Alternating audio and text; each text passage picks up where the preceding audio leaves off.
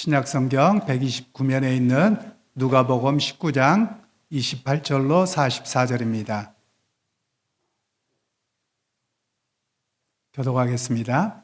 예수께서 이 말씀을 하시고 예루살렘을 향하여 앞서서 가시더라. 감람원이라 불리는 산 쪽에 있는 벳바게와 베다니에 가까이 가셨을 때에 제자 중 둘을 보내시며 이르시되 너희는 맞은편 마을로 가라. 그리로 들어가면 아직 아무도 타보지 않은 나귀 새끼가 매어 있는 것을 보리니 풀어 끌고 오라. 만일 누가 너에게 어찌하여 푸느냐 묻거든 말하기를 주가 쓰시겠다 하라 하시매 보내심을 받은 자들이 가서 그 말씀하신 대로 만난지라. 나귀 새끼를 풀 때에 그 임자들이 이르되 어찌하여 나귀 새끼를 푸느냐 대답하되 주께서 쓰시겠다 하고 그것을 예수께로 끌고 와서 자기들의 겉옷을 나귀 새끼 위에 걸쳐놓고 예수를 태우니 가실 때에 그들이 자기 겉옷을 길에 펴더라.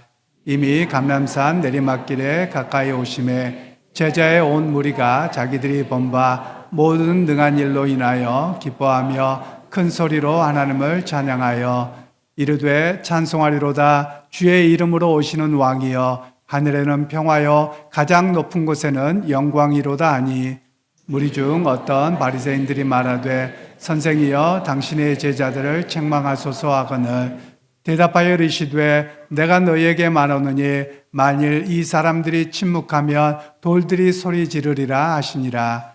가까이 오사 성을 보시고 우시며 이르시되 너도 오늘 평화에 관한 일을 알았더라면 좋을 뻔하였거니와 지금 내 눈에 숨겨졌도다. 날이 일지라도 내 원수들이 토둔을 쌓고 너를 둘러 사면으로 가두고 함께합니다. 또 너와 및 그 가운데 있는 내 자식들을 땅에 메어치며 돌 하나도 돌 위에 남기지 아니하리니 이는 내가 보살핌 받는 날을 알지 못함을 인함이니라 하시니라. 아멘. 오늘은 종료주일입니다.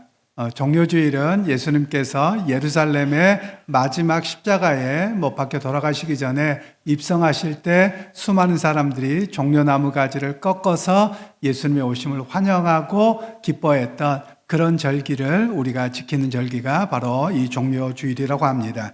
그러면서 오늘날 교회에서 종료주일은 우리에게 참 생명이요 그리고 우리의 영혼을 구원하시는 왕이 되시는 분이 바로 예수 그리스도입니다. 그 고백이 있는 절기가 바로 이 종료주일이기도 합니다. 그런 의미에서 여러분 우리의 고백이 오직 예수님만이 나의 왕이십니다. 그 고백이 여러분의 고백이 되기를 주님의 이름으로 축원합니다. 그래서 여러분 우리 주위 분들에게 이렇게 인사하시면 좋겠습니다. 우리 예수님께서 우리의 왕이십니다. 이렇게 선포하면서 인사하시면 좋겠습니다. 우리 예수님께서 우리의 왕이십니다. 우리 예수님께서 우리의 왕이십니다. 그렇습니다. 여러분 우리 주님께서 우리 인생의 왕이 되시고 삶의 자리에서 왕이 되시는 역사 또 그 고백이 우리의 고백이 되어지기를 간절히 소원합니다. 우리 주일학교 학생들에게 말씀을 전하도록 하겠는데요. 혹시 우리 친구들 중에 가장 좋아하는 연예인이 누가 있을까요? BTS? 누구라고 했는데 제가 잘 못 들었네요. 네, 좋아하는 친구들이 있을 거예요. 저희 때는 제가 어렸을 적에는 보니까 누가 제일 좋았나 보면 이선희가 제일 좋더라고요. 저 벌써 옛날 세대인 것 같긴 합니다. 아마 세대마다 좋아하는 연예인들이 조금씩 다를 것 같습니다. 그런데 이 연예인들을 만일 우리 교회를 방문한다 그럼 우리 친구들 어떨 것 같으세요? 사인 받으려고 서 있고 뭐 응원봉 들고 막 이렇게 하겠죠. 바로 그런 모습을 생각하면서 오늘 말씀을 이야기를 들으면 좀 잘 이해가 될 것 같아요.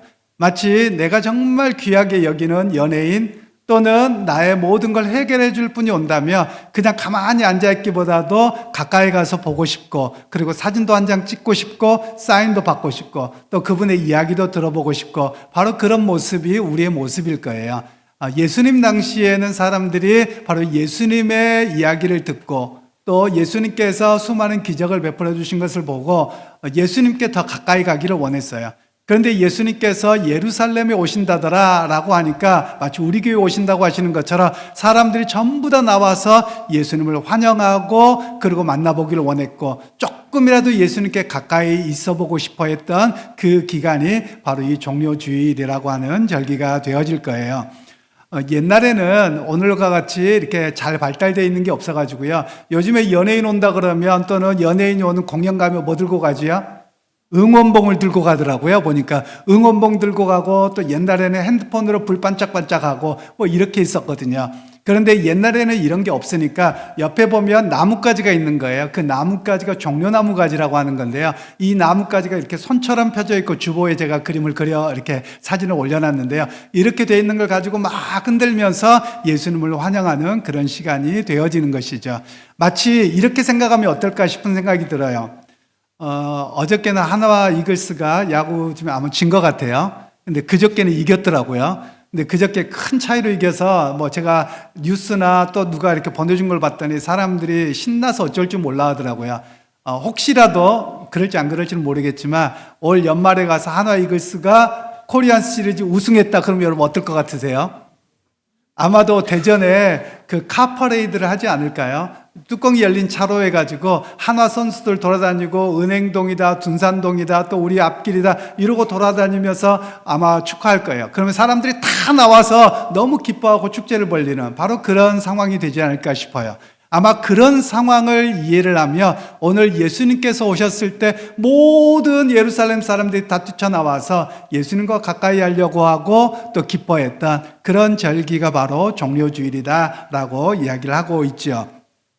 그런데 이제 예수님께서 이 종료주일에 예루살렘을 들어가기 전에 먼저 가까운 곳에 가셨어요. 거기가 벳바게 또는 베단이라고 하는 동네인데요. 거기는 올리브 나무가 많은 그런 동네지요. 그런데 이 동네에 있어서 예수님께서 뭐라고 이야기하냐면 제자 두 사람을 보내서 동네에 들어가면 나귀가 있을 거라는 거예요. 그래서 나귀 새끼를 끌고 와라 이렇게 말씀을 했어요.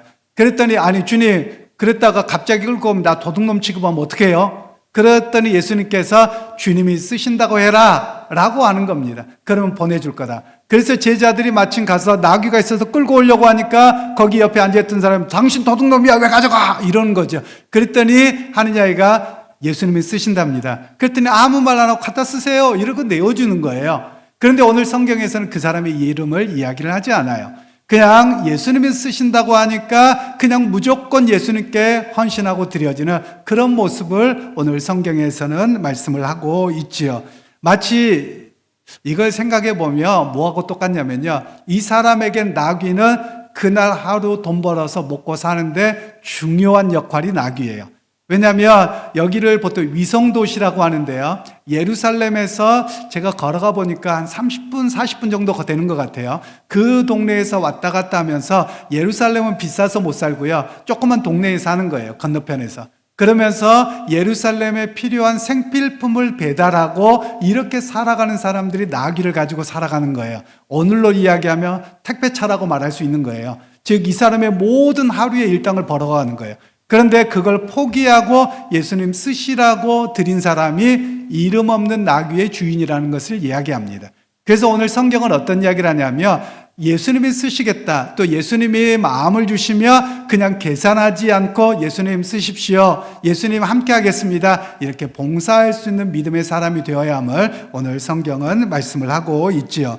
그런데 성경은 또 하나를 이야기를 해요. 무슨 이야기를 하냐면 이렇게 사람들이 기뻐하고 이렇게 하는데 예수님에 대해 불평을 하는 사람들이 있는 겁니다. 그러면서 사람들 보면서 저 사람들은 율법을 몰라서 그래 성경을 몰라서 그래 라고 하면서 핀잔을 주고 뭐라고 혼내는 사람들이 있었는데 그 사람들이 바리새인들이었다라는 거예요.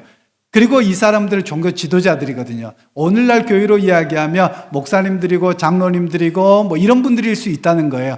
그런데 오히려 순수한 사람은 그냥 쓰십시오 하는데 아이고 니들이 성경을 몰라서 그러지 쓸데없는 짓 하는 거야 이렇게 말하고 있는 것이죠. 바로 그래서 성경에서는 이 두 사람을 비교하라는 거예요. 이 사람들은 나귀 새끼를 내어준 사람들 또 예수님을 환영하는 사람들은 아무런 조건 없이 그냥 예수님이 오신다는 것 자체만으로 기뻐했는데 지도자들은 어떠했느냐 오히려 핀잔하고 혼내고 이러면서 믿음으로 서 있지 못했다. 종교 지도자들임에도 불구하고 그러했다라는 것을 우리에게 들려주고 있죠. 그에 대해서 예수님께서 이야기를 합니다. 이 사람들을 침묵시키라는 거예요. 그 중에 바리새인 중에 한 사람이 도저히 그냥 궁시렁대고만 있어서는 안 되겠다. 혼내고만 있어서 안 되겠다. 그래서 예수님한테 따지는 겁니다. 선생님, 이 사람들 좀 잠잠히 좀 시켜요. 당신 그만한 존재 아니잖아요. 이렇게 이야기를 하는 거죠. 그에 대해서 예수님께서 뭐라고 하시냐면 이 사람들이 조용하면 돌들이 외칠 거다. 이렇게 이야기를 하는 겁니다. 그러면서 예수님께서는 어떤 이야기를 하냐면 예수님이 오신 그 자체를 환영하는 사람들이 하나님께 믿음을 고백하는 사람들이고 아무리 종교 지도자라 할지라도 예수님을 영접하지 않고 환호하지 않는 사람은 믿음이 없는 사람이라는 거예요. 그래서 우리에게 친구들에게 하고 계시는 말씀은 순수한 믿음을 가져라. 그리고 순수하게 예수님의 오심을 기뻐하고 믿을 수 있는 그 믿음의 자리에 서라 라고 말씀하고 계시는 것이죠. 그래서 우리 친구들도 항상 순수한 믿음을 갖고 흔들리지 않는 그런 믿음의 친구들이 다 되시기를 축복합니다. 이제 어른들에게 말씀을 전하겠습니다. 첫 번째로 우리에게 말씀하고 계시는 것은 자신의 것을 내어줄 수 있는 사람이 진정 믿음의 사람이다 라는 이야기를 우리에게 말씀하고 있습니다. 31절로 34절 말씀 합독하도록 하겠습니다. 만일 누가 너희에게 어찌하여 푸느냐 묻거든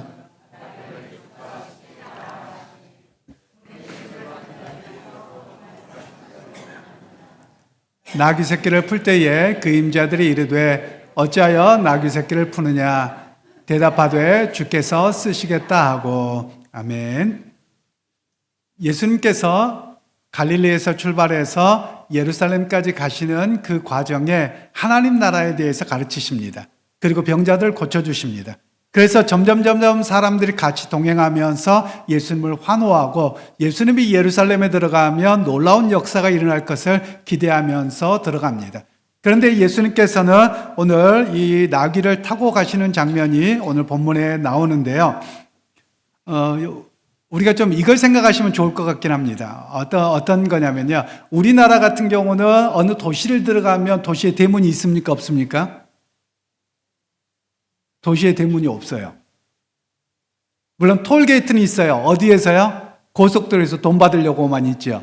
그런데 지금도 유럽을 가거나 남미를 가거나 또는 중동지방을 가잖아요. 그러면 아주 대도시는 아닐 거예요. 대도시는 이제 많이 없어졌지만요. 고속도로가 뚫리면서. 그러나 조그만 도시를 가면 지금도 대문이 있습니다. 그래서 그 대문에 보면 그들이 수호 성인으로 여기는 수호 신상을 만들어 놓고요. 또는 자기들이 믿는 주신이 있습니다. 우상이죠. 그런 것들을 세워놓고 맞이합니다. 과거에는 거기에 꼭 군인들이 있었어요. 그래서 사람들 드나드는 걸 매번 체크하고 또 그 옆에 세금 걷는 사람이 있어서 세금을 받기도 하고 이런 모습이 과거의 모습이었고요. 그 흔적이 지금도 유럽이나 남미나 이런 지역에 가면 여전히 그것이 남아있죠. 미국 가면 없어요. 왜냐하면 미국은 세워진 지가 얼마 안 된 나라라서 미국은 그런 개념이 없고요. 유럽과 남미는 그런 개념들이 여전히 남아있기도 합니다. 그런데 제 경험 속에서는 그런 경험들이 있습니다. 어떤 경험이 있냐면 이 예루살렘이라고 하는 도시는 대도시입니다. 그러면 이 대도시에는 너무 값비싸서 사람들이 일반적으로 살 수가 없어요. 그러면 사람들이 대부분 어디를 사느냐면 여기에 위성 마을에 삽니다. 위성 도시라고 하기까지는 그렇고 가까운 곳에서 마치 무허가천으로 집을 짓고 살아가는 마을들이 있습니다. 그런 마을들이 베다니와 벳박이라고 하는 마을입니다. 그래서 이쪽에 있는 사람들은 예루살렘에 가서 일하고 일용직 노동자로 일하고 허드렛 일을 하고 또는 생필품을 배달하고 이런 일들로 살아가게 되어졌던 환경이 바로 베다니와 벳박의 마을의 사람들이라고 할 수 있습니다. 지금도 여전히 외국에서는 이런 모습들이 많이 발생합니다. 우리나라의 경우는 사람들이 모두가 조금만 노력하면 다 어느 정도에 이르를 수가 있습니다.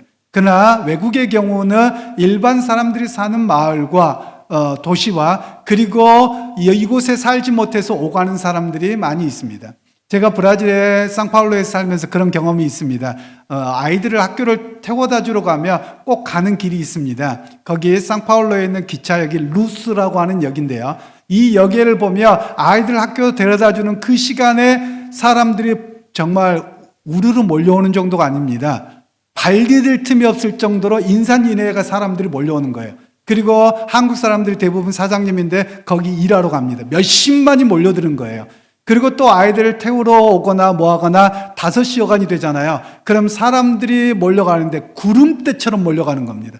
그래서 한번 제가 사람을 붙잡고 물어봤어요.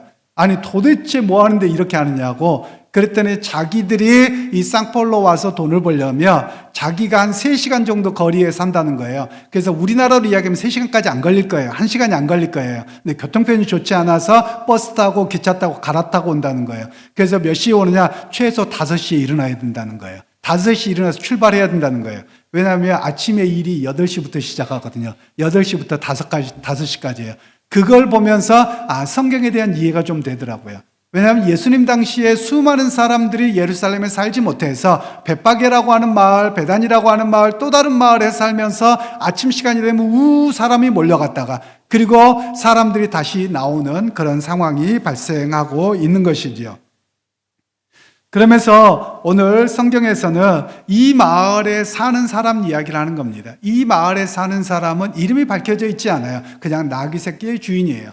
그러면 이 사람에게는 하루 품삯을 버는 것이 뭐냐? 이 나귀 새끼입니다. 여러분, 나귀는 사람이 타지 않아요. 지금도 제가 나귀가 왔다 갔다 하는 것을 브라질에서 본 적이 있거든요. 그럼 거기다 나무를 싣고 또는 뭐 이렇게 싣고 움직이는 그런 마을들이 지금도 있습니다. 여러분 텔레비전에서 여행 프로그램을 봐도 그런 모습들을 여전히 볼 수 있을 것인데요. 여러분, 과거에는 그것이 그 사람의 모든 하루의 먹거리를 버는 그런 일이라고 말할 수 있는 것입니다. 그런데 예수님께서 그것을 끌고 오라고 했을 때 제자들이 당황하죠. 그러나 가서 예수님 말씀대로 가봤더니 정말 나귀가 메어져 있죠. 아마도 일찍 갔어야 되는데 이 사람 그날 일이 없었을 수도 있을 겁니다. 그런데 예수님께서 끌고 오라고 하니까 끌고 오려고 할 때 나귀 주인이 왜 그러냐라고 물어볼 때 주님이 쓰신답니다. 그랬더니 이 사람은 아무 말도 하지 않고 그냥 내어드리는 사람의 모습을 이야기하고 있습니다. 오늘 성경에서 우리에게 말씀하고 있는 것이 있는데요. 그것은 무엇이냐? 주님이 쓰시겠다고 할 때 그냥 아무런 조건 걸지 않고 헌신하는 사람이 있었다라는 겁니다. 여러분, 오늘 그런 면에서 우리의 믿음을 이야기하는 거예요.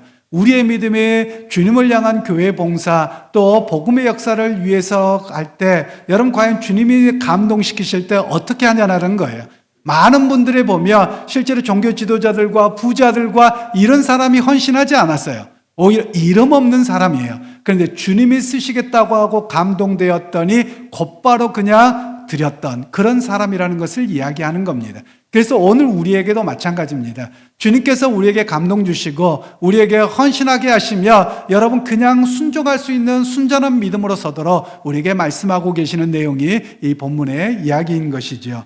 그러게 여러분, 주님이 쓰시겠다고 할 때, 주님께서 감동 주실 때 주님 내가 여기 있습니다, 나를 필요에 따라 쓰십시오 라고 할 수 있는 순수한 신앙으로서는 그런 우리 모두가 되시기를 주님의 이름으로 축원합니다.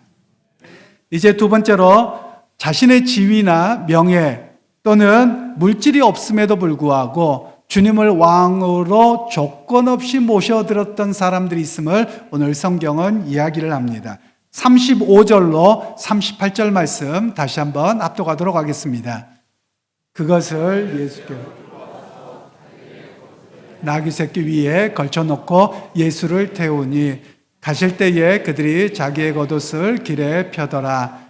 이미 감람산 내리막길에 가까이 오심에 제자의 온 무리가 자기들이 본 바 모든 능한 일로 인하여 기뻐하며 큰 소리로 하나님을 찬양하여 이르되 찬송하리다. 주의 이름으로 오시는 왕이여 하늘에는 평화요 가장 높은 곳에는 영광이로다 하니. 아멘. 나귀 주인이 제자들에게 나귀를 주어서 예수님에게 끌고 갑니다. 그랬더니 제자들이 자신들의 겉옷을 벗습니다. 아마 제가 입었던 이런 가운 같은 것이었을 겁니다. 그런데 여러분, 왜 벗어서 나귀에 얹냐면 나귀는 안장이 없어요. 왜냐하면 나귀는 짐을 끄는 또는 나무를 올리는 그런 용도로 쓰기 때문에 안장이 없는 거예요. 그래서 안장 대신 옷을 깔았습니다. 그랬더니 그 모습을 수많은 사람들이 보고 자기 겉옷을 벗어서 예수님 가는 길에다가 쫙 까는 거예요. 여러분, 이게 무슨 의미냐면요, 만일 우리나라에 외국 정상이 옵니다. 그러면 여러분 공항에 도착하거나 어디 청사에 들어갈 때 어떻게 하던가요? 레드 카펫을 깔잖아요. 바로 그런 이야기를 하는 겁니다.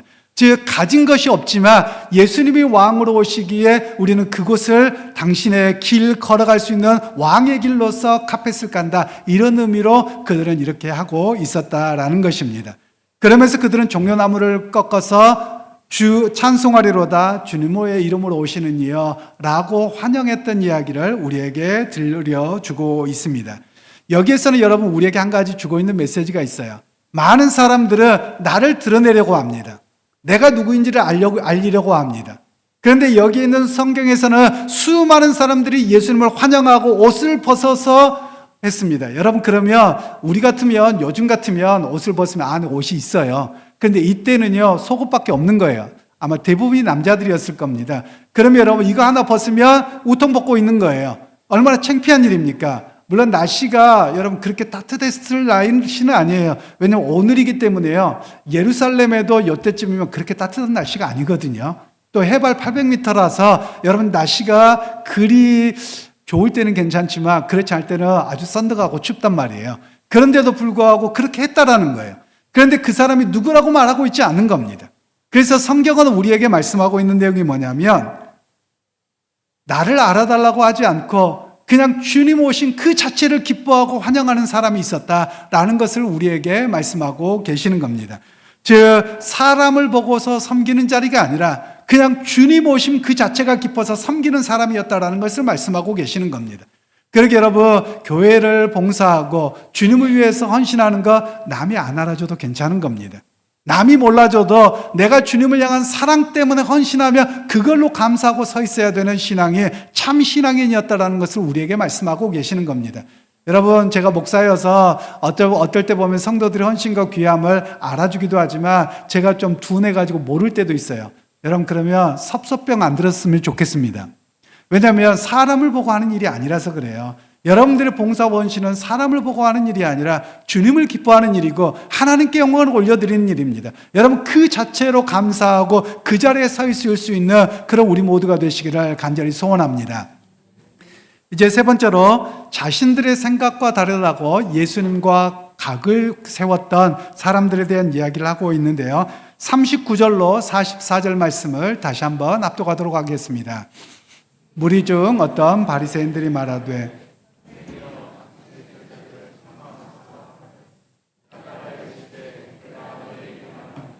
만일 이 사람들이 침묵하면 돌들이 서로의 지르리라 하시니라. 가까이 오사 성을 보시고 우시며 이르시되 너도 오늘 평화에 관한 일을 알았더라면 좋을 뻔하였거니와 지금 내 눈에 숨겨졌더라. 날이 이를지라 내 원수들이 토둔을 쌓고 너를 둘러 사면으로 가두고 또 너와 및 그 가운데 있는 내 자식들을 땅에 메어치며 돌 하나도 돌 위에 남기지 아니하리니 이는 내가 보살핌 받는 나를 알지 못함을 인함이니라 하시니라. 아멘. 예수님께서 도로를 가실 때 도로가 그렇게 폭이 넓지 않습니다. 약 30분 거리 정도 되는데요. 예수님이 들어가시는데 들어가는 대문이 달랐어요. 일반적으로 왕이나 개선장군이나 또는 일반인들이 다니는 문이 있었는데요. 미문이라고 하는 곳입니다. 그런데 미문은 지금 닫혀져 있어요. 거기를 막아버렸어요. 그런데 감람산에서 바로 보면 바로 앞에 미문이라고 하는 커다란 성문이 있어요. 그리 들어가야 되는 겁니다. 그런데 예수님께서는 그리 안 들어가셨어요. 나귀를 타고 양해문이라고 하는 조그만 문으로 들어가시는 겁니다. 이 양해문이라고 하는 곳은 어떤 곳이냐면요. 마치 제사를 드릴 때 양들을 끌고 가고 땔감을 들고 가고 그리고 일하는 사람들이 드나드는 곳이 이 양해문이라고 하는 곳이에요. 그런데 그곳으로 예수님이 들어가세요. 그래서 예수님 당신이 6월절의 양이다라는 것을 말씀하고 메시지를 주기 위해서 그곳으로 들어가셨습니다. 그런데 그 들어가는 과정에 사람들이 많이 있는데 바리새인 중에서 불편해합니다. 그런데 누군가 용기 있는 사람이 있는 것 같아요. 그러면서 나 도저히 이 꼴 못 봐. 그러면서 예수님에게 가서 사람들 좀 조용히 하라고 하세요. 당신 그런 사람 아니잖아요. 이렇게 이야기를 하게 되었던 것입니다. 그에 대해서 예수님께서 이 사람들이 조용하며 돌들이 떠들 것이다 이렇게 이야기를 합니다. 그러면서 하시는 이야기가 결국은 이곳이 돌 위에 하나도 채워지지 않는 그런 멸망의 상태가 올 것이다. 이렇게 말씀하세요. 여러분, 우리는 역사 뒤에 삽니다. 예수님의 이 예견이 그대로 이루어졌어요. AD 70년에 로마의 디도라고 하는, 티투스라고 하는 이 장군에 의해서 예루살렘이 멸망합니다. 그리고 이 땅에 유대인들은 못 살게 됩니다. 그래서 유대인들이 이 땅에 다 축출되어서 이들이 몇백 년 동안 1000년 이상 이들이 예루살렘에 들어오지 못하게 하는 그런 역사와 또 그런 정책이 시행되어졌었습니다. 그리고 이때 당시에 모든 것들이 다 회파되어 버렸던 것이거든요. 지금의 예루살렘과 예수님 당시의 그 이후의 역사는 좀 다릅니다. 그런 측면에서 보면 왜 예수님께서 이렇게 말씀하셨느냐라는 거예요. 저 유대인의 왕으로 오셨고 그들을 만나 주셨던 여호와의 신 그분이 오셨는데 그를 거부하자 주님께서는 그들을 심판하셨다라는 말씀입니다. 저는 이 말씀을 예수님의 메시지를 들으면서 사실 염려가 되기도 하고 한편으로는 두렵기도 합니다. 그 이야기가 뭐냐면 오늘 우리 한국 교회와 우리 그리스도인들이 어떤 모습으로 서 있느냐라는 겁니다. 정말 주님의 역사와 주님의 일하심을 보고서 믿음을 따라 살아가고 있느냐라는 겁니다. 최근에 대통령 탄핵 사건들을 보면서 너무 안타깝습니다. 좀 교회다움을 그대로 지키고 있었으면 좋겠는데 너무나도 정치에 몰입되어서 교회가 행동하는데 오히려 세상이 우리를 향해서 걱정합니다. 염려합니다.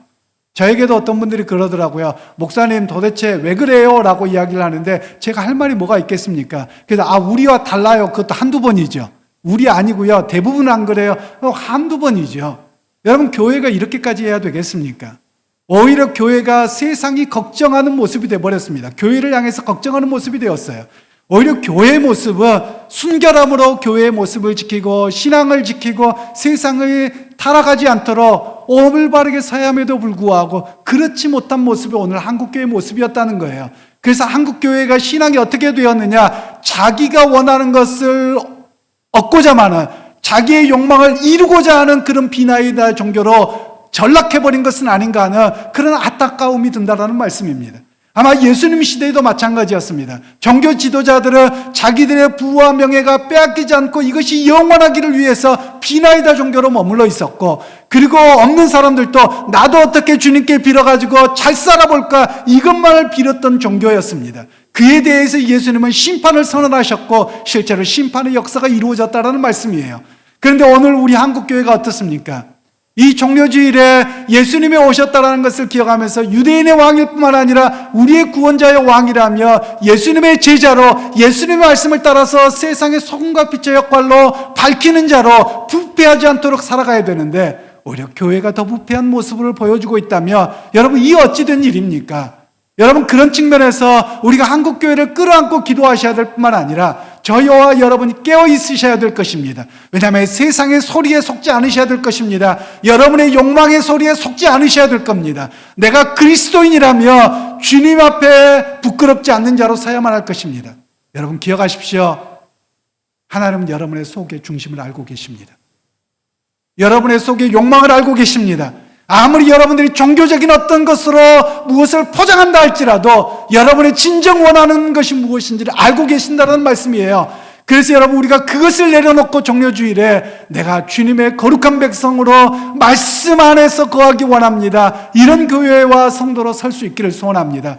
그래서 여러분, 정말 악해져가는 이 세대 속에서 교회가 거기에 함께하고 오히려 그것을 부추기는 것이 아니라 교회의 거룩함, 순수성을, 또 신앙의 순수성을 바르게 지키고서는 그런 우리 주안의 교회 성도들이 다 되시기를 주님의 이름으로 축원합니다.